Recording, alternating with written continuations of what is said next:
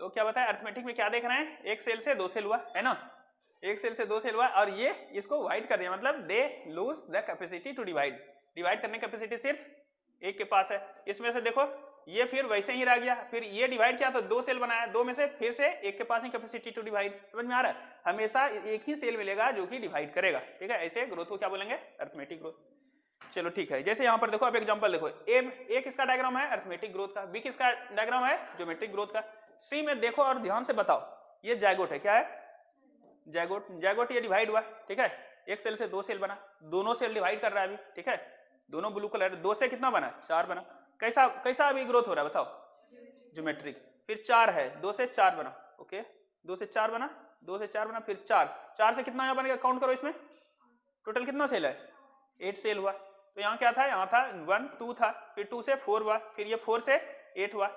उसके बाद देखो शुरू के फेज में क्या हो रहा है, जितने सेल बन रहे हैं सबके सब डिवाइड कर रहे हैं, मतलब यहाँ से यहाँ तक जो ग्रोथ हो रहा है, कैसा ग्रोथ हो रहा है, जियोमेट्रिक ग्रोथ हो रहा है। इसका मतलब जानते हो ना, जाइगोट से ही एम्ब्रियो का डेवलपमेंट होता है ना, जाइगोट होता है, जाइगोट से क्या बनता है, फिर 2 सेल वाला स्टेज, 4 सेल वाला स्टेज, उसके बाद कुछ जाके मोरूला, क्लास 12 कर पढ़ेंगे तो मोरूला, ब्लास्टुला, गैस्ट्रुला, है ना जी, क्लास 12 में कुछ पढ़े होंगे।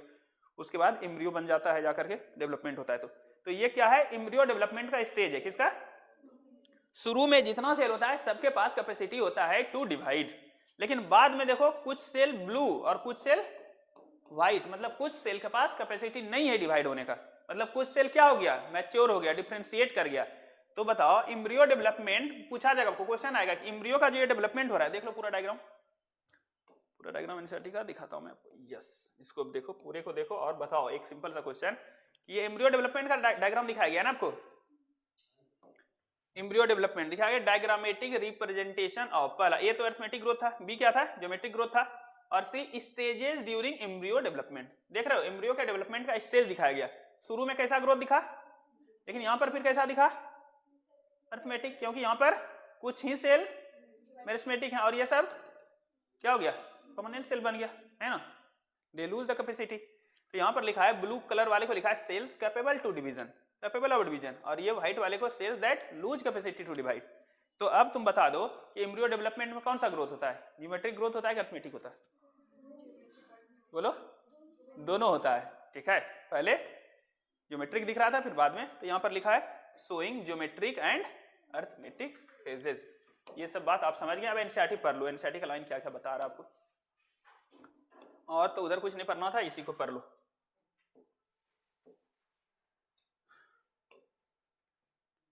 तो चलो दोनों को अर्थमेटिक ग्रोथ जो पढ़ा, अर्थमेटिक ग्रोथ को अगर मैथमेटिकली इक्वेशन के फॉर्म में अगर दिखाना चाहेंगे तो ऐसे दिखाते हैं, कैसे दिखाते हैं जी, दिखाते हैं, मान लो कि ये क्या है, L T is equal to L naught plus R into T, ये इक्वेशन है। ये किसका इक्वेशन हुआ, ये इक्वेशन हुआ अर्थमेटिक ग्रोथ का। एल टी क्या हुआ, हम लोग ग्रोथ का इक्वेशन देख रहे हैं ना, एल टी मतलब लेंथ, ग्रोथ होगा तो लेंथ बढ़ेगा ना, length at time T. L naught क्या है, एल नोट मतलब लेंथ एट टाइम 0। जैसे कि कोई प्लांट है, ये कोई प्लांट बनाया, अब मैं इसको पर स्टडी कर रहा हूं अभी तुरंत, ठीक है, अभी इस पर स्टडी करना शुरू किया था, अभी से टाइम स्टार्ट हुआ था, अभी क्या है, टी इक्वल टू 0 है, समझ में आया।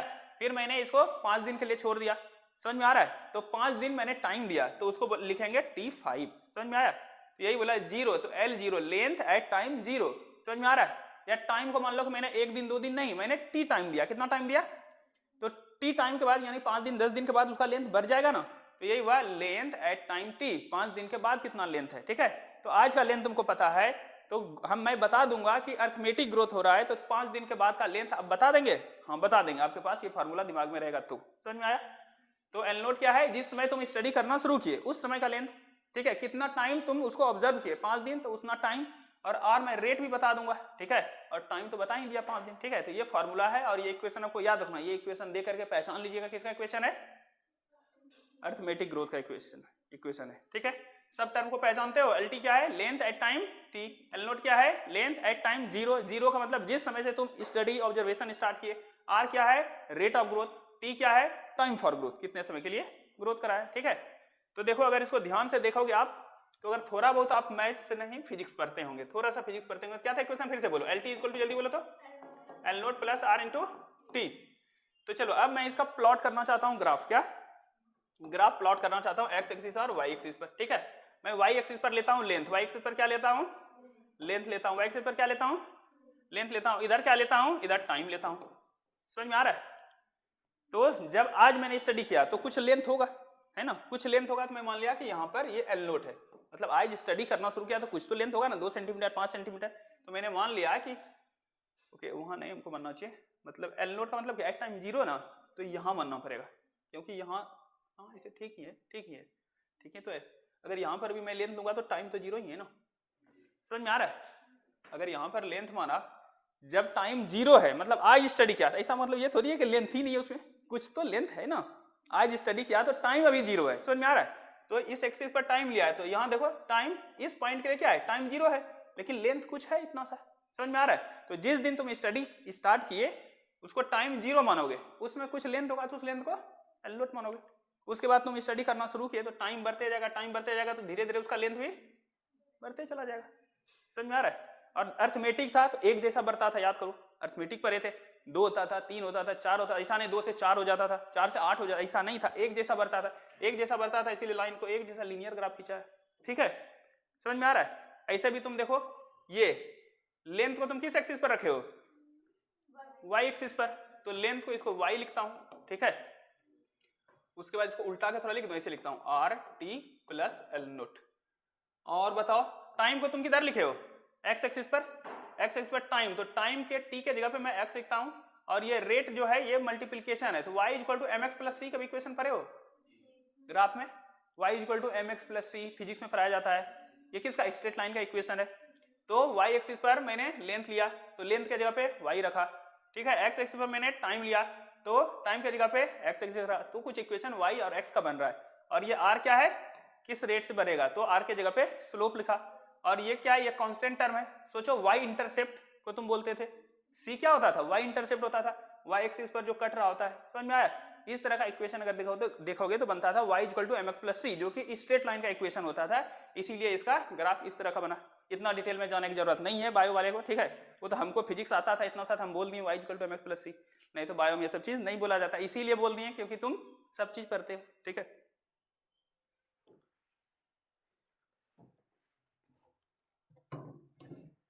चलो ठीक है, इतना बात आप समझ गए। तो आप क्या करेंगे, आप सिर्फ याद रखेंगे, क्या याद रखेंगे जी, कि अरिथमेटिक ग्रोथ का इक्वेशन होता है L T equal to L naught plus R into T, where R is rate of the growth, ठीक है, T is time for growth, L naught is length at time 0, L T is length after time T. समझ में आ गया? कैसा graph बनेगा, straight line बनेगा, क्यों, क्योंकि एक जैसा ग्रोथ था। ठीक है, चलो जल्दी से पढ़ लो। Growth rate shows an increase that में अरिथमेटिक, ग्रोथ रेट दो तरह का हो सकता है, अरिथमेटिक या ज्योमेट्रिक हो सकता है। चलो ठीक है, इन अरिथमेटिक ग्रोथ में क्या होता है, फॉलोइंग माइटोटिक सेल डिवीजन, जब सेल डिवीजन होता था, अरिथमेटिक का बात कर रहा है, अरिथमेटिक पढ़ रहे हैं, उसमें जब सेल डिवीजन होता था, बताओ सारा डॉटर सेल डिवाइड करता था सिर्फ एक, देखो क्या लिखा है, only one daughter cell continue to divide. समझ में आ रहा है? while other differentiates and mature, दूसरा डिफरेंशिएट होकर मैच्योर हो जाता था। आगे, the simplest expression of arithmetic growth is exemplified by, एक एग्जांपल इसका देख लो, क्या एग्जांपल लिखा है, root elongating at constant rate, root का इलोंगेशन कांस्टेंट रेट होना किसका एग्जांपल है, अरिथमेटिक ग्रोथ का एग्जांपल है। Root elongating at constant rate किसका एग्जांपल है, अरिथमेटिक ग्रोथ का। लुक एट फिगर, फिगर देखने बोल रहा है, यही है ना, फिगर देखने बोल रहा है, on plotting the length of the organ against the time, क्या बोला, लेंथ और टाइम के बीच में प्लॉट कर रहा हूं ग्राफ। द लीनियर कर्व, कैसा कर्व मिला, लीनियर कर्व मिला, इज ऑब्टेन्ड मैथमेटिकली। इसको कैसे एक्सप्रेस करेंगे, तो ये इक्वेशन है L T, length at time T, length after time T equal to length at time 0 into rate plus rate into time. सब जानते हो ना, एल टी मतलब length at time T, L naught मतलब लेंथ एट टाइम 0, आर मतलब growth rate या elongation per unit time. ठीक है, क्या बोला, late us now see what happens if, चलो खत्म हो गया, अरिथमेटिक खत्म हो गया, अब क्या है, ज्योमेट्रिक है, ज्योमेट्रिक के बारे में पढ़ लो। Let us now see what happens if geometric growth, in geometrical growth क्या बोला, most system the initial growth is slow lag phase. देखिए ज्यादातर रियल लाइफ में क्या होता है कि सब चीज का ग्रोथ शुरू में कम होता है, फिर बीच वाले फेज में बहुत ज्यादा ग्रोथ होता है, फिर फाइनली जाके ग्रोथ कम हो जाता है। तो रियल लाइफ में जो ग्रोथ होता है एक जैसा नहीं रहता हमेशा, पूरा साल भर तुम एक जैसा भी नहीं पढ़ते हो। ठीक है, शुरू में आते हो तो थोड़ा इधर उधर, फिर सीरियस होते हो, फिर पढ़ते हो, ठीक है, एग्जाम के टाइम में खूब पढ़ते हो, है ना। तो ग्राफ कैसे जाता है, जनरली सब चीज का क्या लाइफ होता है, पहले धीरे धीरे आप लोग प्रोग्रेस करते हैं, फिर जब बीच में मिड में आ जाते हैं पीक पर तो बहुत तेजी से जाते हैं, उसके बाद फिर से धीरे धीरे रुकने लगते हैं, इस फेज में आता है। तो रियल लाइफ में ज्यादातर पूरे लाइफ एक जैसे हम लोग नहीं रहते हैं, तो ज्यादा एग्जाम्पल आपको अर्थमेटिक का नहीं मिलेगा, तो ज्यादा किसका मिलेगा, ज्योमेट्रिक का मिलेगा। ज्योमेट्रिक में क्या होता है, देखो क्या लिखा है, late us now see what happens in geometrical growth in most system initial growth is slow. ज्यादातर सिस्टम में क्या होता है, शुरुआती ग्रोथ स्लो होता है, उस फेज को क्या बोलते हैं, स्लो वाले फेज को लैग, तुम पीछे छूट रहे होते हो, लैग फेज। फिर बोला and it increases rapidly thereafter, उसके बाद बहुत तेजी से ग्रोथ होता है, उस फेज को क्या बोलते हैं, एक्सपोनेंशियल, या उसी को बोलते हैं लॉग फेज या एक्सपोनेंशियल फेज, जिसमें बहुत तेजी से ग्रोथ होता है। जहां पीछे छूट रहे हो स्लो ग्रोथ होता है, क्या बोलते हैं, लैग फेज। जहां तेजी से ग्रोथ होता है क्या बोलते हैं, लॉग फेज। उसके बाद धीरे धीरे रुकने लगते हैं हियर, तो उसको बोलते हैं स्टेशनरी फेज। क्या बोलते हैं, चलो ठीक है, हियर मतलब किसका बात हो रहा है, एक्सपोनेंशियल फेज का बात हो रहा है। Both the progeny cells following mitotic division. अच्छा, ज्योमेट्रिक ग्रोथ में बताओ, जब डिवीजन होता था तो दोनों सेल डिवाइड करता था, वही सब कुछ लिखेगा एनसीईआरटी, देख लो।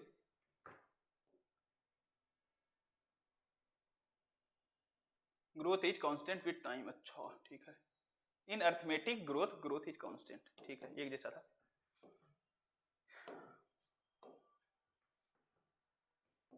चलो यहाँ पर क्या लिखा हुआ है, यहाँ पर लिखा है बोथ द प्रोजेनी, जाएगा ये, both the progeny cells following mitotic division retain the ability to divide. समझ में आया, समझ में आया क्या बोला जी, डिवीजन के बाद दोनों के दोनों सेल के पास एबिलिटी है डिवाइड करने का, लेकिन अर्थमेटिक में सिर्फ एक के पास होता था। फिर से इस लाइन को देखो, both after division both progeny cell, मतलब कि एक सेल से जो दो जो बनता है इसको प्रोजेनी बोलते हैं ना, progeny cell following mitotic division के बाद जो दोनों प्रोजेनी सेल बना retain the ability to divide, दोनों डिवाइड करेगा and continue to do so on. फिर ये दो बनाएगा, फिर ये दोनों डिवाइड करेगा, ऐसा होते चला जाएगा।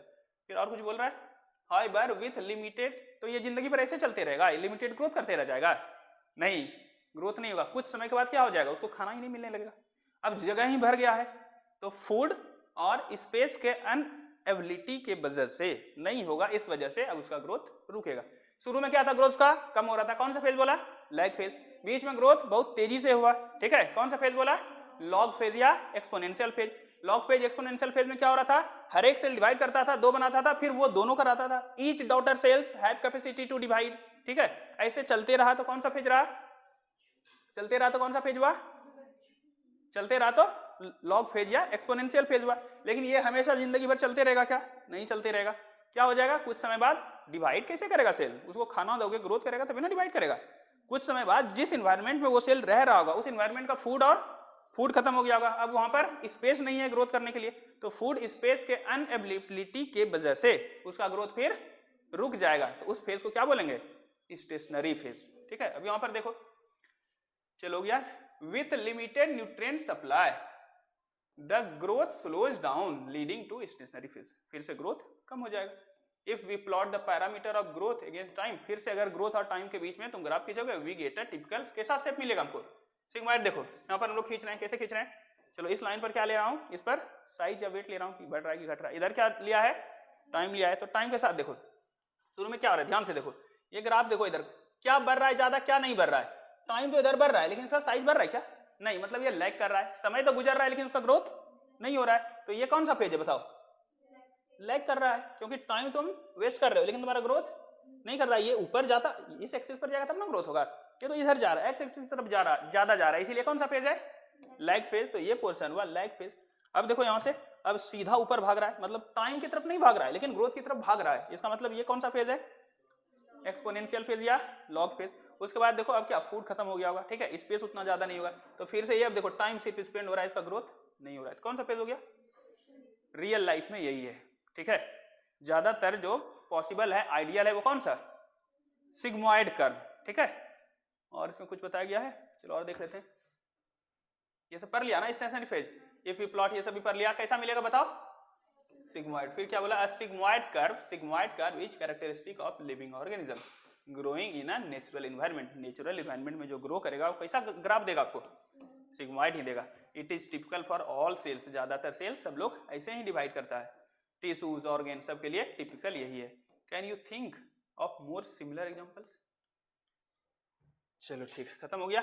लेकिन एनसीईआरटी आपसे एक क्वेश्चन पूछ रहा है, एनसीईआरटी के इस क्वेश्चन का आंसर आपको देना है, what kind of A curve can you expect in a tree showing seasonal activities. Seasonal activities का मतलब किसी सीजन में वो एक्टिविटी शो करेगा, किसी सीजन में शो नहीं करेगा। इंडिया में जानते हो 3-4 तरह का सीजन होता है ना जी, कौन कौन सा? मिल्ली, समर, विंटर, रैनी, यही 3 बोलते हैं ना। ठीक है, तो मान लो कोई प्लांट बोला, आपको यहाँ क्या बोला? ऐसा ट्री के बारे में जो कि क्या कर रहा है? सीजनल एक्टिविटी, मतलब इस सीजन में ग्रोथ करेगा उसमें और दूसरे में ग्रोथ नहीं करेगा। तो उसका अगर तुम कर्व खींचोगे तो कर्व कैसा मिलेगा तुमको? कर्व कैसा मिलेगा? लीनियर मिलेगा कि सिग्मॉइड मिलेगा कि कुछ और मिल जाएगा? चलो बताएंगे आप? चलो वहां पर आएंगे, ठीक है, 1 मिनट में आते हैं उस पर। चलो सबसे पहले समझ लो, तो ये किसका हुआ? ज्योमेट्रिक ग्रोथ ना। कैसा शेप मिला इसमें? एस शेप्ड या सिग्मॉइड शेप्ड।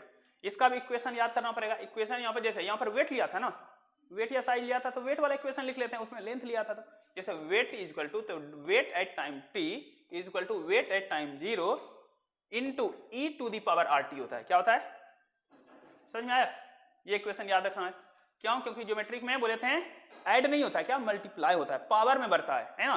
क्या हो रहा था? 2, 4, 8, 16, ये क्या है? 2 का पावर 1, 2 का पावर 2, 2 का पावर 3, 2 का पावर 4, यही है ना। ये पावर में बढ़ता है, इसीलिए RT ग्रोथ रेट को कहां लिखे हो? E के पावर में लिखे हो। समझ में आ रहा है? और इसमें प्लस नहीं किए हो, ये मल्टीप्लाई में है, ठीक है, याद रहेगा। ये सब चीज तुम जानते हो। WT क्या है? वेट एट टाइम t या weight after time t। W naught क्या है? वेट एट टाइम 0, जिसमें तुम स्टडी करना शुरू कर रहे हो, क्या किलो का था? 5 किलो, 10 किलो। तुम 5 दिन छोड़ दिए, फिर 6 किलो का हुआ, 7 किलो का हुआ, वो वेट। और E जानते हो ना? E जो फिजिक्स में पढ़ते हो, बेस ऑफ नेचुरल लॉगरिथम पढ़ते हो ना, कि लॉग का बेस कभी E होता है, लॉग का बेस कभी 10 होता है ना। तो ये जो है E जो है वही है नेचुरल, जो भी, हाँ, बेस ऑफ नेचुरल लॉगरिथम, वही E है। E का वैल्यू भी आप लोग जानते होंगे जी, बेसिक मैथ्स में पढ़ते हैं, फिजिक्स में। E का वैल्यू कितना होता है? चलो जितना आता है हमको, मैथ्स, हम बायो के टीचर हैं, ठीक है, फिजिक्स में तुम लोग जानो। समझ में आ गया क्या बोला? तो हाँ, WT या WN जो लिखना लिखो, W naught E to the power RT, ठीक है। सबको पहचानते हो? W1 फाइनल साइज या वेट लो, हाइट लो, जो भी तुमको लेना है वो लो, क्या? फाइनल टाइम में, after time t। W naught क्या है? Initial size at the beginning. R क्या है? Growth rate. T क्या है? Time of growth. E क्या है? Base of natural logarithm. सब पहचानते हो? चलो R को यहाँ पर कुछ बोला है, ये सब तो इधर सब कुछ पढ़ लिए हैं, ये क्वेश्चन यहाँ पर सिर्फ छूटा हुआ है, यही ना। R तो वही है, रिलेटिव ग्रोथ है। रिलेटिव ग्रोथ क्या होता है? आगे तुरंत पढ़ने वाले हैं। And is also the measure of ability of the plant. याद रखिएगा, इस R का दूसरा नाम इफिशियंसी इंडेक्स भी है, ठीक है। क्या नाम है? इफिशियंसी इंडेक्स भी है। किसका? इसी R का नाम, रिलेटिव ग्रोथ जिसको बोल रहे हैं। और कुछ है इसमें इंपॉर्टेंट? और तो कुछ नहीं है। हेंस अब बताओ, फाइनल साइज इनिशियल साइज पर डिपेंड कर रहा है क्या? अब बताओ, फाइनल साइज मतलब क्या? W1 है ना। इनिशियल साइज का मतलब क्या? W note. W नोट पर डिपेंड कर रहा है। अगर यहाँ पर W नोट का वैल्यू 2 रखेंगे तो ये जो भी वैल्यू होगा 2 से मल्टीप्लाई होकर W1 आएगा। अगर यहाँ पर W नोट 4 है तो ये जो भी वैल्यू होगा इसको 4 से मल्टीप्लाई करके यहाँ आएगा। मतलब final result depends on initial result. इसलिए इसमें ये लिख दिया तो कोई खराब बात नहीं इसमें। हेंस द फाइनल साइज यानी W1 depends on initial size W note, ठीक है। सीधी सी बात है, तुम्हारा फाइनल रिजल्ट डिपेंड करेगा कि तुम अभी कितना पढ़ के आए हो, ठीक है। कोई स्टूडेंट अभी 100 नंबर लेके आया है, ठीक है, तो उसका फाइनल रिजल्ट डिपेंड करेगा। कोई 400 लेकर के आया है तो उसका रिजल्ट डिपेंड करेगा। समझ में आ रहा है? तो फाइनल रिजल्ट क्या होगा? इनिशियल रिजल्ट पर डिपेंड कर रहा है। समझ में आया? कितना सिंपल सा लॉजिक है। तो सीधा बता देगा, हाँ, जो 550 लाया उसका ज्यादा चांस है कि 650 लेकर के चला जाए अच्छा कॉलेज में, है ना। जो कि अभी शुरुआत किया 100 पर, तो थोड़ा समय लगेगा। समझ में आया जी? तो इसीलिए फाइनल रिजल्ट डिपेंड करता है इनिशियल रिजल्ट पर, यही बता रहा है और कुछ भी नहीं। ये तीनों बात आप समझ गए। चलो एक क्वेश्चन जो यहाँ पर अच्छा से पूछा गया, what kind of curve can you expect tree showing seasonal activity. देखो तो यार कैसा होगा इसका, अगर ग्राफ तुम खींचोगे तो कैसा होगा? मान लो कि यहाँ से यहाँ तक 1 ईयर है, क्या है जी? 1 ईयर, फिर ये 2 ईयर, ठीक है जी, यहाँ 3 ईयर, इधर टाइम लेते थे ना। अब बताओ 1 ईयर में तो 2-3 सीजन हो जाएगा, ठीक है। 2 ही मान करके चलो, रैनी मान करके चलो, 1 मान के चलो विंटर, 1 मान के चलो समर। इस साल भर में 2 सीजन होता है। बताओ प्लांट किस में ज्यादा एक्टिविटी शो करता है? ज्यादातर प्लांट्स कौन से सीजन में ज्यादा एक्टिविटी शो करेगा? विंटर में या समर में? समर में। समर में ही बारिश भी थोड़ा होने लगता है। समर के सीजन में पानी मिलता है, सब कुछ होता है, लाइट भी मिलता है, टेम्परेचर भी मिलता है, एनर्जी मिलता है। तो समर में मान करके चल रहा हूं मैं कि समर में उसका ज्यादा ग्रोथ हुआ, विंटर होगा तो ग्रोथ रुक जाएगा। तो एक साल में समर और विंटर दोनों आएगा, तो उसमें आपको क्या दिखेगा, अच्छा मान लो पहले समर आया तो उसका ग्रोथ तो तेजी से हुआ, लेकिन फिर जब विंटर आया तो अब इसी स्पीड से भागेगा क्या, नहीं, अब उसका स्पीड ऐसे कम हो जाएगा। समझ में आया? तो एक ईयर खत्म हुआ, समझ में आ रहा है, एक ईयर कंप्लीट। फिर दूसरा ईयर में अब क्या आया होगा, समर, तो फिर ये तेजी से भागेगा कि नहीं, समझ में आ रहा है। फिर आया होगा विंटर तो ये थोड़ा रुक जाएगा, समझ में आ रहा है, तो दूसरा ईयर भी खत्म, समझ रहे हो। फिर तीसरा ईयर आया होगा तो समर स्टार्ट होगा, तो फिर ये तेजी से भागना शुरू करेगा, समझ में आ रहा है, समर में। लेकिन विंटर आया होगा तो ग्रोथ कम हो गया होगा, समझ में आ रहा है। तो कैसा तुमको ग्राफ मिल रहा है, स्टेप लाइक, सीधी नहीं, सीधी चल रहे हो। तो इसका आंसर जो होगा ना ही आपको लीनियर मिल रहा है ना ही सिग्मॉइड मिल रहा है। तो ये जो ऐसा ट्री जो सीजनल एक्टिविटी शो कर रहा है, कैसा स्टेप लाइक आपको ग्रोथ मिलेगा, कैसा स्टेप लाइक, जैसे सीढ़ी का स्टेप स्टेप चलते हो, समझ में आया। तो स्टेप लाइक आप क्वेश्चन का आंसर बगल में लिख सकते हैं, ऐसे नोट्स में आपको लिखा हुआ मिल जाएगा। चलो ये बात तो समझ गए, चलो अब जल्दी जल्दी करो। ग्रोथ रेट क्या लिखा है, यहाँ पर लिखा है the increase growth per unit time, पढ़े थे ना, increase growth per unit time is known as growth rate. And organism यहाँ पर बोला, ऑर्गेनिज्म के बाद बहुत सारा वेराइटी ऑफ वेज से वो कर सकता है। यहाँ पर लिखा है दो तरह का growth rate can be express mathematically, कैसा, अर्थमेटिक या ज्योमेट्रिक, दो तरह का ना। चलो उसके बाद क्या है, अर्थमेटिक ग्रोथ में क्या होता है, ये सब आप पढ़ लिए हो क्या, ग्रोथ रेट विच, क्या लिखा है, इन विच, क्या लिखा है बोलिए जी, अच्छा, growth occurs at a constant rate. Arithmetic वाले में कांस्टेंट रेट से बढ़ रहा था ना, फ्रॉम वेरी बिगिनिंग से एक जैसा बढ़ता है। और कुछ इंपॉर्टेंट पॉइंट है, सब वही बात लिखा हुआ है जितना आपको अच्छे से समझाया गया है।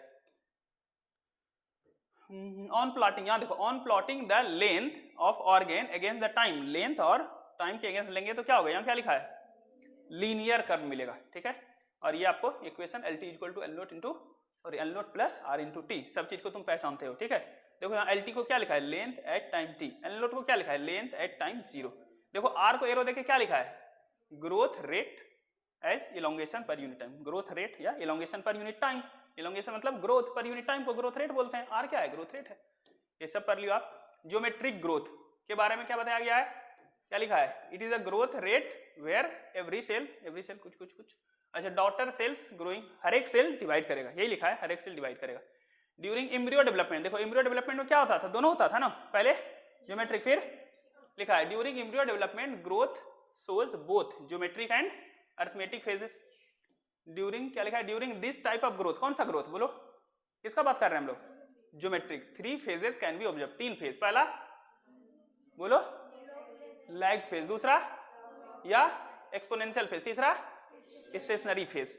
सबको मिला देते तो कैसा ग्राफ आता था, एस शेप्ड या सिग्मॉइड ग्राफ आता था। लैग फेज में क्या होता था, दिस इज इनिशियल फेज, ये शुरुआत वाला फेज था of growth, when rate of growth ज्यादा की कम होता था, rate of growth is slow. इसमें रेट ऑफ ग्रोथ रीचेज लिखा है, रैपिडली एक्सपोनेंशियली रीचेज मैक्सिमम, बहुत तेजी से ग्रोथ होगा, सब समझ गए हो ना, यही सब लिखा हुआ। आगे चलो, उसके बाद सिग्मॉइड के बारे में, a sigmoid curve is the characteristic of living growing in natural environment, nature में जो ग्रोथ हो रहा है वो कौन सा शेप मिलेगा, सिग्मॉइड शेप मिलेगा। चलो इसका इक्वेशन WT, यहाँ पे काट देना, T नहीं है, WT equal to W naught into E to the power RT, ठीक है, ये सब कुछ आप समझते हो। चलो ठीक है, ये लाइन इंपॉर्टेंट है क्या, R के बारे में लिखा है, R को एफिशिएंसी इंडेक्स भी बोलते हैं, लिखा हुआ था NCERT में। चलो फाइनल साइज डिपेंड करेगा इनिशियल साइज पर, ये भी पढ़ लिए। अब ये एक इंपॉर्टेंट ट्री वाला, but a tree showing seasonal activity, ठीक है, does not show a typical S shaped, normally उसमें एस शेप्ड वाला नहीं दिखेगा।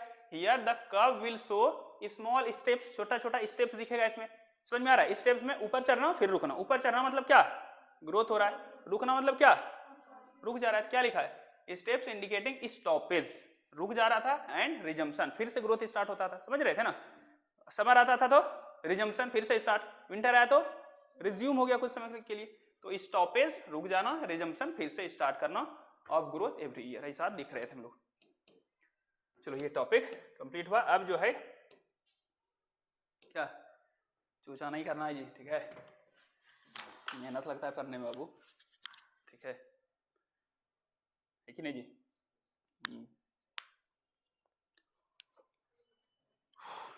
ऐसे ज्यादा तो अब बचा हुआ नहीं है, बचा हुआ है अब बस 15 मिनट में खत्म हो जाएगा।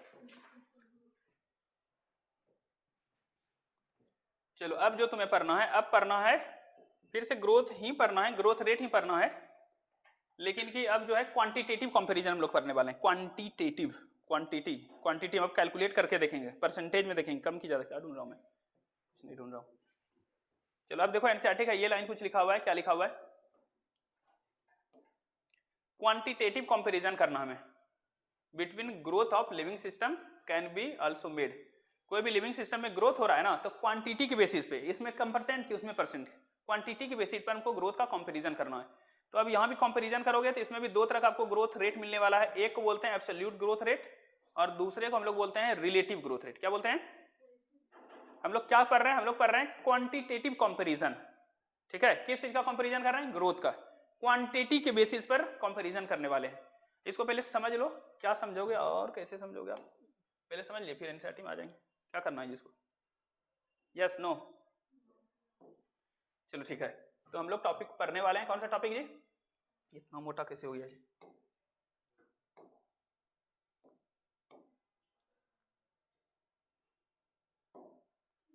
ठीक है ना? अच्छा, यहाँ भी लिखा जाएगा, इसको क्लोज करना पड़ेगा, अभी एंड होगा। Okay good. कौन सा टॉपिक हम लोग पर हैं? ये क्या हो रहा है? अब सही है? क्या क्या होते रहता है जी? चलो ठीक, हम लोग टॉपिक क्या पढ़ रहे हैं? बहुत ज्यादा ही हो गया जी 3। अब सही लग रहा है, सही है ना जी? अब सही है। कौन सा टॉपिक पढ़ रहे हैं? हम लोग पढ़ रहे हैं क्वांटिटेटिव कंपैरिजन, यही ना जी? क्वांटिटेटिव कंपैरिजन, कंपैरिजन का स्पेलिंग ऐसे होता है जी, RISION, quantitative comparison of growth. चलो देखो एनसीईआरटी में जो एग्जांपल लेके समझाया बस उतना सा समझ लीजिए। देखिए क्या बोला जा रहा है, देखो इधर ध्यान से देखो भाई, बोला जा रहा है ये एक लीफ है। क्या है जी? क्या है? लीफ है, और इसका एरिया जो है, इसका एरिया है, अभी इसका एरिया है 5 क्या है सेंटीमीटर स्क्वायर।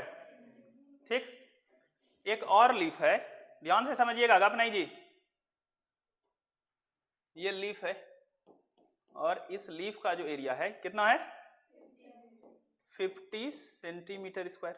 ठीक, दोनों को ग्रोथ करने के लिए कुछ टाइम दे दिया। ठीक है, मान लो 10 दिन दे दिया, 1 महीना दे दिया। ठीक है, जो दिया दोनों को दिया, इस छोटे वाले लीफ को भी, इस बड़े वाले लीफ को भी।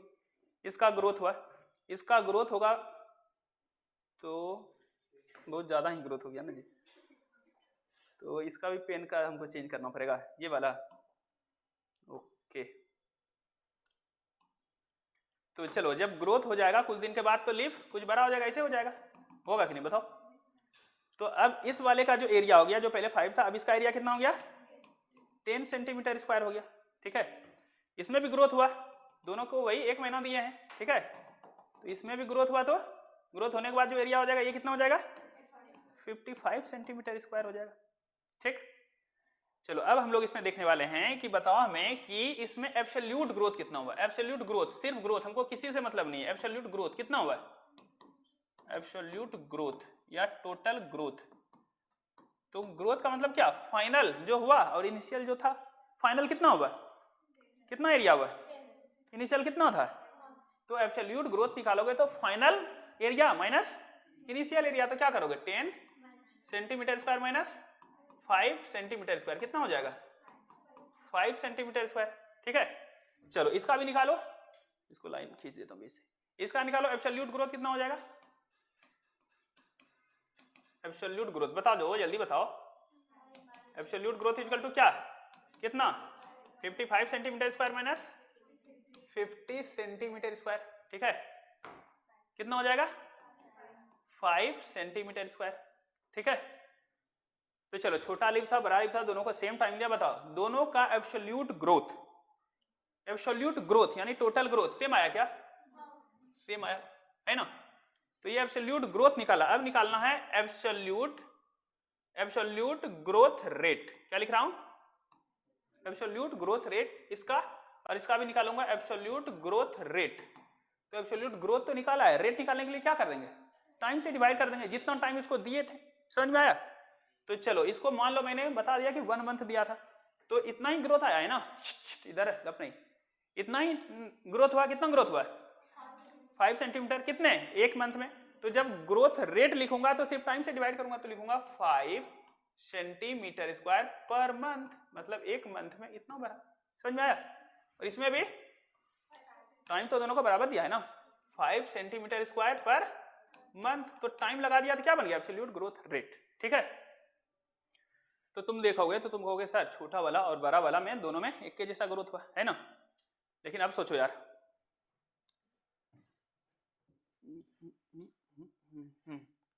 किसी के पास 100 रुपया था पहले, ठीक है जी, कितना था? 100 रुपया था, और उसने पैसे कमाए और उसके 200 रुपये हो गए। ठीक है, ठीक। और दूसरे इंसान के पास 1 लाख था, उसने पैसे कमाए 1,01,00,000 रुपये हुए, पैसा कमाया था। समझ में आया? एक इंसान के पास कितना पैसा था? 100 रुपया, और ने मेहनत करके अर्न किया, तो उसका टोटल कितना हो गया? 200 रुपया। और दूसरे इंसान के पास कितना था? 1 लाख था, और इन्होंने पैसे कमाया तो 1 लाख और कितना होता है 00100। सही लिखा क्या? तो 1,00,100 हुआ ये। तो बताओ, तो तुम क्या कहोगे? बताओ इसमें इसका कितना पैसा बढ़ गया? नहीं, कितना रुपया बढ़ गया? इसमें कितना रुपया एक्स्ट्रा कमाया? 100। इतने कितना एक्स्ट्रा कमाया? तो क्या करोगे? दोनों ने सेम मेहनत किया होगा, दोनों ने बराबर कमाया होगा। अगर देखेंगे तो ऐसा तो नहीं, वही देखो, ये 5 था तो 10 हुआ है, और ये 50 था तो 55 हुआ है। अगर एब्सोल्यूट ग्रोथ रेट देखोगे तब तो बराबर हो रहा है। उसी तरह दोनों की कमाई को एब्सोल्यूट अगर सिर्फ पैसे में देखोगे तो देखोगे ये भी 100 रुपया कमाया सर, ये भी 100 रुपया कमाया, लेकिन इसने 100 से 200 करा, डबल कमा दिया। समझ में आ रहा है? इसका मतलब एब्सोल्यूट ग्रोथ रेट से हमको एग्जैक्ट रियल वाला सच्ची वाला ग्रोथ पता नहीं चलेगा, कोई दूसरा टर्म यहां पर लाना पड़ेगा। समझ में आया?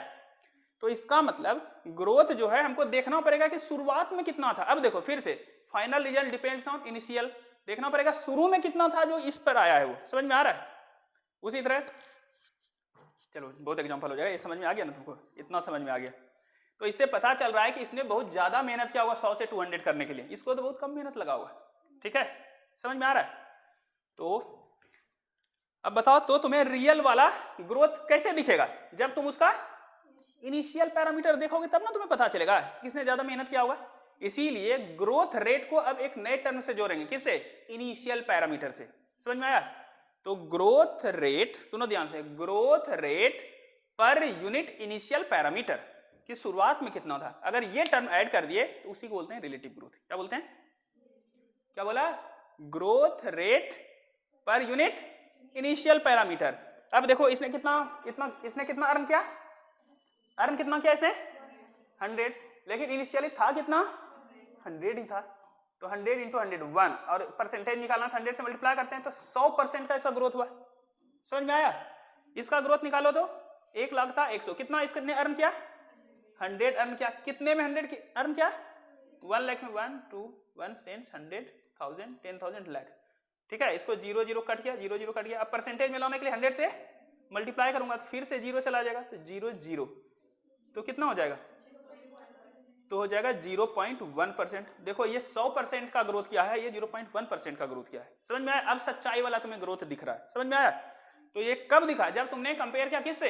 इनिशियल पैरामीटर से। तो जब इनिशियल पैरामीटर से कंपेयर करके ग्रोथ निकालते हैं उसको बोलते हैं रिलेटिव ग्रोथ। तो रिलेटिव ग्रोथ का डेफिनेशन एनसीईआरटी का लाइन है, relative growth per unit initial parameter. Initial parameter और कुछ लाइन देख लेंगे। इतना बात समझ में आ गया? ओके, तो अब क्या हुआ? तो ये जो निकाले हो एब्सोल्यूट ग्रोथ रेट निकाले हो, अब क्या कर लो, थोड़ा मैं कलर चेंज कर लूं इसका, इसको व्हाइट कर लेता हूं। चलो अब क्या करता हूं, अब मैं निकालता हूं रिलेटिव ग्रोथ रेट। क्या निकालता हूं? Relative growth rate. निकालो इसका रिलेटिव ग्रोथ रेट। तो क्या रिलेटिव ग्रोथ रेट क्या होता है? ग्रोथ, एब्सोल्यूट ग्रोथ या total growth per unit initial. तो इसका ग्रोथ कितना हुआ था? कितना ग्रोथ हुआ बोलो? ये स्लीप का बोलो 5, और इनिशियली था कितना? 5। कितना हुआ? 1 हुआ। परसेंटेज में करेंगे तो 100 से मल्टीप्लाई करेंगे, कितना परसेंट का ग्रोथ हुआ? 100% का ग्रोथ हुआ। समझ में आया? चलो इसका रिलेटिव ग्रोथ रेट निकालो। रिलेटिव ग्रोथ रेट, तो ग्रोथ कितना है इसका? 5 per unit initial parameter. Initially कितना था? 50। अगर इसको परसेंटेज में लाना है तो 100 से मल्टीप्लाई करेंगे तो परसेंटेज में आ जाएगा।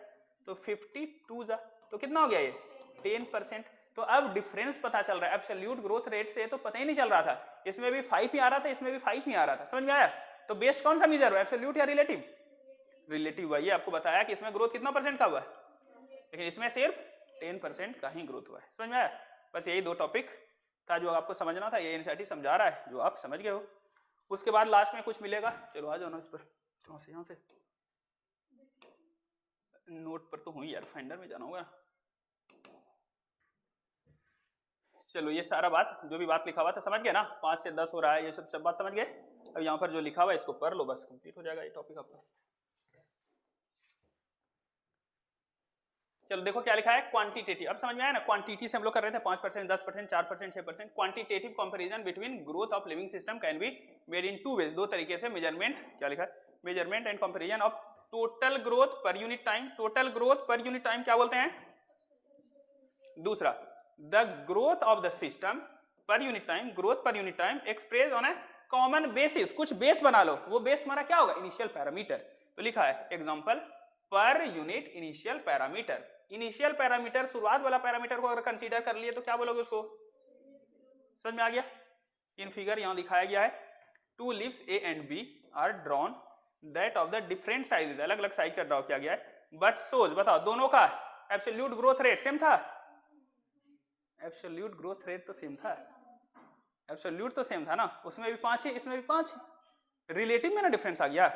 समझ में आया जी? तो क्या लिखा है, both lips A and B are drawn, जो क्या है डिफरेंट साइजेस, बट सोज, देखो क्या लिखा है, absolute growth, absolute increase in area in the given time to give leaves A dash, okay, and B dash. A ने ए डैश बनाया growth करके, बी ने बी डैश बनाया। However one of them shows much higher relative growth rate, okay okay, जबकि बोला एक का relative growth ज्यादा था ना, किसका, पहले वाले का 100%। विच वन एंड वाई, अच्छा पूछ रहा है कि किसका रिलेटिव ग्रोथ ज्यादा था, किसका था, ए का कि बी का? ए का। क्यों था? क्योंकि इनिशियल पैरामीटर से देखें तो डिफरेंट रिलेटिव ग्रोथ रेट आ गया। चलो ये सब बात लिखा है, सब समझा दिया गया आपको, ठीक है। Absolute growth rate, relative growth rate, absolute growth rate में क्या होता है, measurement and comparison total growth. Absolute growth देखो, एब्सोल्यूट ग्रोथ क्या होता है, फाइनल साइज माइनस, क्या बोले, सही पढ़ा ना जी? एब्सोल्यूट ग्रोथ का मतलब होता है फाइनल साइज या final weight minus initial weight. Absolute growth rate निकालोगे तो टोटल ग्रोथ, इसको माइनस कर लो, टाइम से डिवाइड कर देना, ठीक है। रिलेटिव ग्रोथ क्या होता है, growth of the given system per unit time express on a common basis. Common basis मतलब या तो इनिशियल पैरामीटर को तुम कंसीडर कर लो, ठीक है। चलो समझ में आ गया, ये पूरा डायग्राम, ये सब कुछ आप जानते हैं, ठीक है। यहाँ पर क्या था, ए था, यहाँ पर निकाला absolute growth of A dash, ठीक है। ग्रोथ ए डैश में कितना हुआ, तो 10 फाइनल हुआ, समझ में आ रहा है। एब्सोल्यूट ग्रोथ बी का निकाल, 55 माइनस 5 हुआ, समझ में आ रहा है। सिंस टाइम इज सेम था तो टाइम से डिवाइड करोगे तो सेम ही से डिवाइड करोगे ना, तो एब्सोल्यूट ग्रोथ रेट दोनों के लिए सेम आ जाएगा। तो यही लिखा है, absolute growth rate of A dash equal to absolute growth rate of B dash. Absolute growth दोनों के लिए सेम ही आ गया। समझ में आया कि नहीं आया? क्योंकि एब्सोल्यूट ग्रोथ दोनों में 5 आया था, दोनों के लिए टाइम भी सेम था, समझ में आया, इसलिए एब्सोल्यूट ग्रोथ रेट दोनों के लिए सेम आ गया। चलो ये तो पढ़ दिया ना, उसी में पढ़ दिया ना सब कुछ, चलो ठीक है। और फिर यही यहाँ पर लिखा है रिलेटिव ग्रोथ ऑफ, देखो रिलेटिव ग्रोथ दोनों के लिए निकालो, किसके लिए, A1 के लिए निकालो। तो रिलेटिव ग्रोथ कैसे निकालते हैं, RGR, ये क्या था, टोटल ग्रोथ, और ये इनिशियल पैरामीटर A1 को याद करो 5 था वो, तो क्या हुआ, और 100 से मल्टीप्लाई किया तो percentage 100%। Relative growth rate B1 का कितना था, 5/50, 100 से मल्टीप्लाई किया 10% है, इसीलिए लिखा है so relative growth rate of A1 is higher than B1। समझ में आ गया। और फिर नीचे वाले पैराग्राफ में बस यही पॉइंट लिखा हुआ है, कंडीशंस फॉर ग्रोथ, ग्रोथ के लिए क्या कंडीशंस है, ठीक है। क्या लिखा गया है, कंडीशंस फॉर ग्रोथ, ग्रोथ को कौन कौन सा कंडीशन अफेक्ट करेगा। Growth is influence by various factor, बहुत सारा फैक्टर है जो इसको इन्फ्लुएंस कर सकता है, जैसे कौन कौन सा, water, oxygen, nutrients, temperature, light, gravity. बस 6 बात याद रखना, एनसीईआरटी में 6 वो लिखा हुआ है कि ग्रोथ को इन्फ्लुएंस करने वाला कुछ फैक्टर्स हैं। कौन कौन सा फैक्टर, वाटर कम ज्यादा होगा तो ग्रोथ रुकेगा, है ना, ऑक्सीजन कम ज्यादा होगा, न्यूट्रिएंट्स कम ज्यादा होगा, टेम्परेचर चेंज होगा, लाइट होगा, ग्रेविटी होगा, ये सब फैक्टर है जो कि प्लांट के ग्रोथ को अफेक्ट कर सकता है, इन्फ्लुएंस कर सकता है। अब वो बात, अच्छा वो वाला एनसीईआरटी अच्छा कट गया है क्या, ओके, अच्छा ये गलत आ गया, वही आना चाहिए, हाँ गलत आ गया, समझ में आया जी, वो नीचे वाला आना चाहिए था, मैंने ही गलती कर दिया क्रॉप करने में। चलो समझ गए ना। और नीचे वाला इंपॉर्टेंट नहीं था, उसमें नीचे जो पैराग्राफ लिखा हुआ है ना उसका ये 6 पॉइंट है, तुम देखोगे तो ये समझ में आ जाएगा। वही 6 पॉइंट को खाली माइंड में रखिएगा, ये 6 पॉइंट ग्रोथ को अफेक्ट कर सकता है। तो पहला क्वेश्चन, अब फटाफट क्वेश्चन आंसर देने का समय आ गया आपका। ये बना चुके आप, क्वेश्चन नंबर 1 बना चुके, ये भी बना चुके आप, क्वेश्चन नंबर 2 बना चुके हो। उसके बाद ये नहीं बनाए हो तो बनाओ ना, यही तो अच्छा क्वेश्चन है, ठीक है। इतना मेहनत जो चिल्लाया गया, किस लिए चिल्लाया गया, ठीक है। सब लोग एकदम आराम से लो और देखो और पढ़ो और आंसर दो इसका। चलिए ऑनलाइन वाले भी अब तैयार हो जाइए, ठीक है, आंसर देने के लिए। अगर कोई सो रहे थे तो अभी तक तो सो सकते थे, अब जगने का समय है। अच्छा हमें कहाँ शो करेगा, हमें शो करेगा कमेंट क्या? अभी तो कमेंट शो कर नहीं रहा है। चलिए इसको सोचिए और इसका आंसर सब लोग डिसाइड कीजिए, फटाफट दीजिए।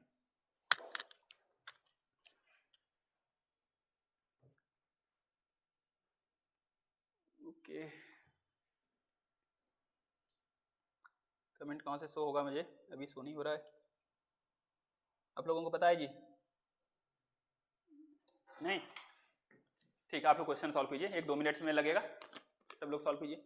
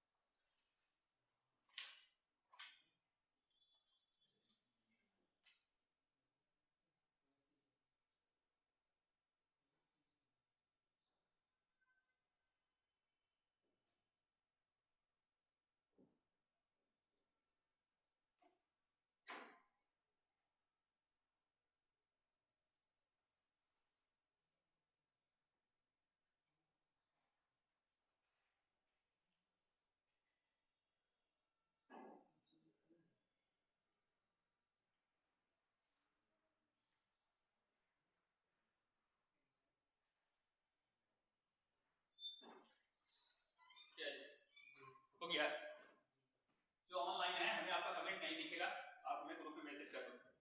मोबाइल का छोड़ दिया।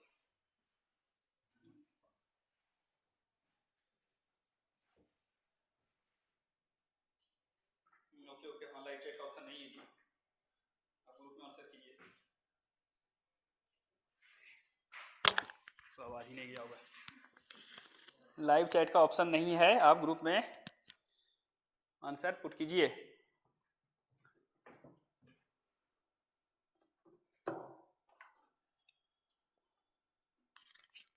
चलो बताओ कौन सा हुआ?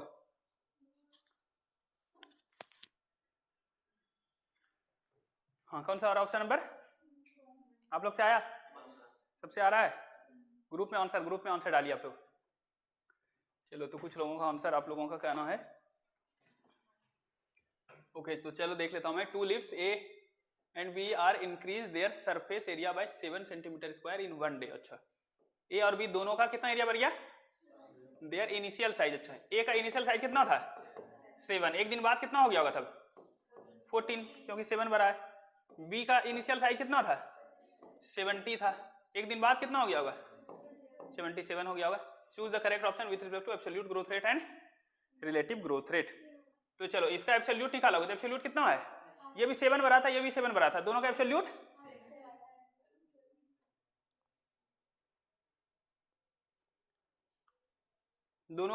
क्या हो जाएगा? सेम हो जाएगा। रिलेटिव निकालोगे तो इसमें बढ़ा कितना? 7, कितने में?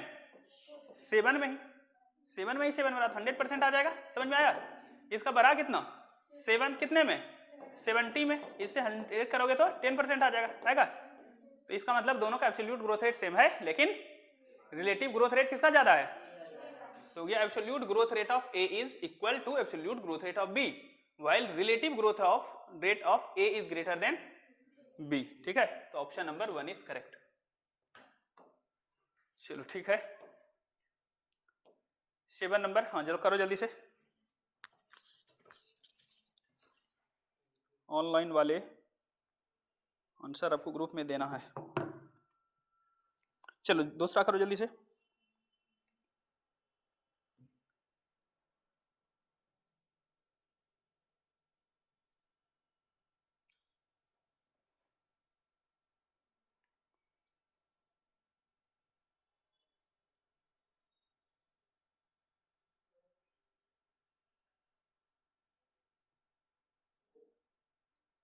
चलो हुआ, जल्दी बोलो। चूज द करेक्ट वंस, जल्दी बोलो। 2 हो रहा है। Increase in length of A plant against time. Length of A plant, ये तो सिंपल था, ये तो अर्थमेटिक में जाएगा, तो ये सिग्माइड क्यों होगा? ये तो सही नहीं है। In case of micro organism showing geometric growth, अच्छा geometric growth all daughter cell divide, हाँ ज्योमेट्रिक में सब लोग डिवाइड करता था, तो ये तो सही है। Environmental factor like light, gravity affect different stage of growth, हाँ पढ़ा तो, ये सब फैक्टर करता है। A tree showing seasonal activity does not show a typical S shape, ये भी सही है, तो ये भी सही है, तो हो गया करेक्ट। तो B, C and D are correct, option number 2। चलो ठीक है, जल्दी सो कर लो। चलो बताओ जल्दी से। अच्छा क्वेश्चन है, बताओ। आसान लगेगा लेकिन फिर भी। चलिए ठीक है, ऑप्शन नंबर ओके कौन सा 8 का दिए हैं, ठीक है डिलीट क्यों किए? चलो आप लोग आ गया। अर्थमेटिक ग्रोथ रेट क्या बोला? Arithmetic growth rate differ from geometric, arithmetic वाला डिफर करता है ज्योमेट्रिक से। कैसे? हैविंग मतलब जो भी बात हो रहा है सब अर्थमेटिक का बात हो रहा है, ठीक है, अर्थमेटिक बारे में। अर्थमेटिक वाला डिफरेंट है, क्यों? किससे? ज्योमेट्रिक से। हैविंग कांस्टेंट ग्रोथ रेट, पहले ही आंसर मिल गया। अर्थमेटिक वाले में कांस्टेंट ग्रोथ रेट होता है, तो पहला ही आंसर हो गया। ये सब गलत होना चाहिए। हैविंग लैग, लॉग, ये सब तो किसमें होता है? ज्योमेट्रिक में, अर्थमेटिक में थोड़ी होता है। Showing division of every cell, नहीं एवरी सेल तो होता है ज्योमेट्रिक में, अर्थमेटिक में थोड़ी होता है। Showing differentiation of every cell, every cell तो किसी में नहीं होता, इसका आंसर 1 होगा। चलो ठीक है, और बताओ जल्दी से, कौन सा बताओ? चलिए बताओ। Which of the following statement for plant growth is incorrect, plant growth के बारे में इनकरेक्ट है। चलिए आप लोग आंसर सोचिए और आंसर दीजिए।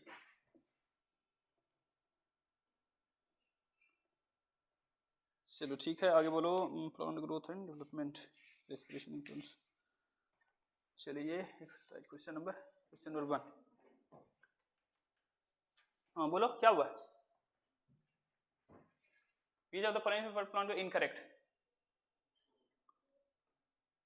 इट इज लोकलाइज, ठीक है, ग्रोथ किसी जगह का होगा, इसमें कोई दिक्कत नहीं है। इट इज ओपन, ओपन तो होता है। उसके बाद इट इज इनडिटर्मिनेट, इनडिटर्मिनेट भी होता है। It does not involve increase in number, number तो बढ़ सकता है ना, पार्ट्स। ग्रोथ होगा तो पहले एक ब्रांच होता है, 2 ब्रांच होता है, बहुत ज्यादा, तो इसका आंसर 4 होगा। यही इनकरेक्ट है, सारा सही है।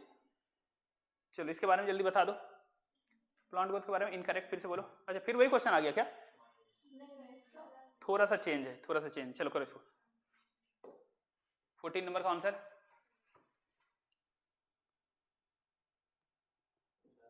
बोलो। ओके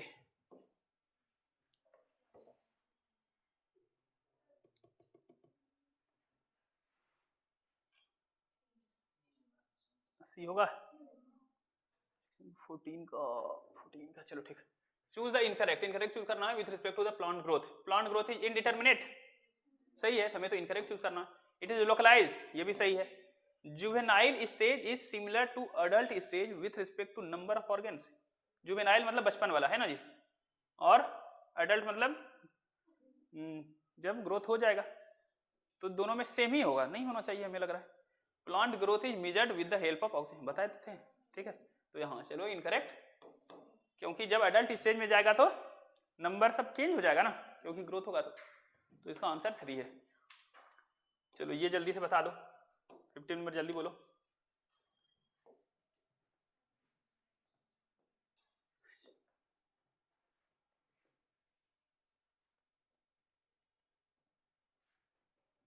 चलो लास्ट क्वेश्चन है।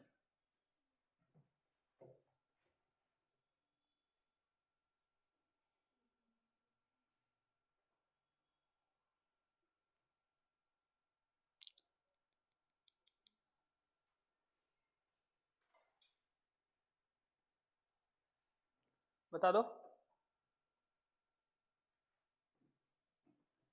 15 बता दो, कौन सा आ रहा है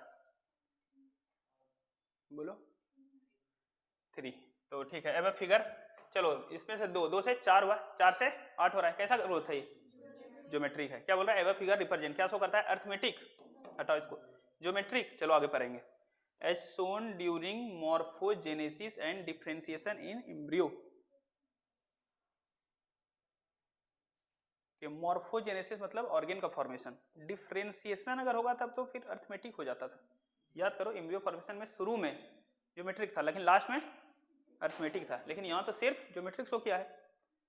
ज्योमेट्रिक ग्रोथ एज सोन during initial phase. Very good, समझ में आया? एम्ब्रियोजेनेसिस के शुरुआती वाले फेज में सिर्फ ज्योमेट्रिक, ये तो सिर्फ ज्योमेट्रिक शो कर रहा है ना, क्योंकि 2 से 4, 4 से 8 हो रहा है, तो ये is the best answer. It will be represented by straight line. Straight line कैसे होगा? एस शेप होगा ना यार, स्ट्रेट लाइन कैसे होगा? समझ में आ रहा है? स्ट्रेट लाइन तो अब उसमें अर्थमेटिक में ना, इसमें स्ट्रेट लाइन नहीं होगा। It will be represented by straight line when plotted against time. Time के अगेंस्ट खींचोगे तो स्ट्रेट लाइन मिलेगा नहीं ना, सिग्मॉइड वाला मिलेगा ना, तो ये भी गलत हो गया, इसका आंसर 3rd। चलिए थैंक यू, इतना ही आज के क्लास में रहेगा।